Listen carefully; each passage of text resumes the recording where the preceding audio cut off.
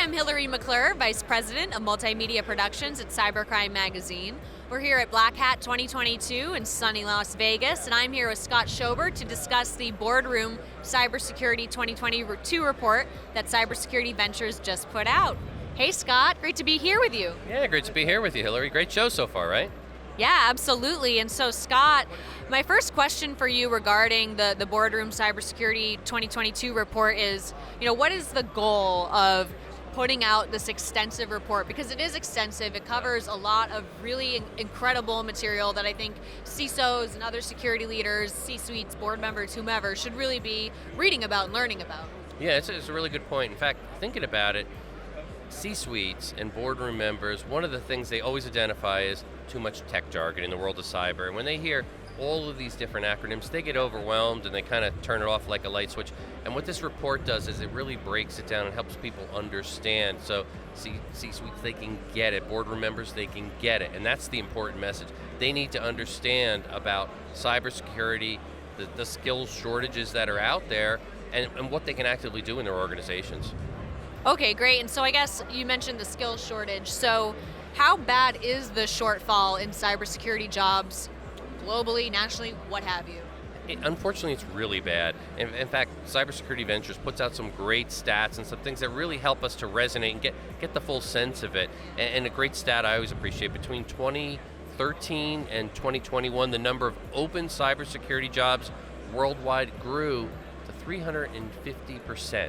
So that's like staggering, from 1 million to 3.5 million. That's a lot of unfulfilled jobs that we anticipate. So more has to be done, and I think that's really what the report is doing. It's really underscoring the importance of this skills gap and filling these jobs, because if we don't fill these jobs with these critical skills of cybersecurity, there's just going to be more cybercrime. It's going to get worse, and it affects all our pockets. Yeah, absolutely. So mentioning cybercrime, of course, how much does cybercrime cost companies if we're thinking about, holistically all these different things coming into play here? Well, it's numbers that we can't even comprehend at first, but we need something to put a baseline on it. And the report, in fact, highlights in 2022, cybercrime damages globally $7 trillion. And I heard that and I said, whoa. And then maybe to contrast that, if we just go back to 2015, about 7 years ago, it was predicted at $3 trillion. So we see such a tremendous growth. It's really growing the damages, and that's what we want to be mindful of. In other words, we need more experts. We need more people with those critical cybersecurity skills, and that's what the report is really helping us appreciate. I can't believe 2015 was 7 years ago, but anyway. So I guess, Scott, we're here at Black Hat. We're seeing all these different vendors, and they have a whole array of offerings, but as you know, as the report shows, like, cybercrime is not slowing down anytime soon. So why does cybercrime continue with all the effort, the collective effort we're all putting forth? Yeah. Well, certainly the effort is not at a waste. We're stopping a lot of it collectively, doing a lot of good.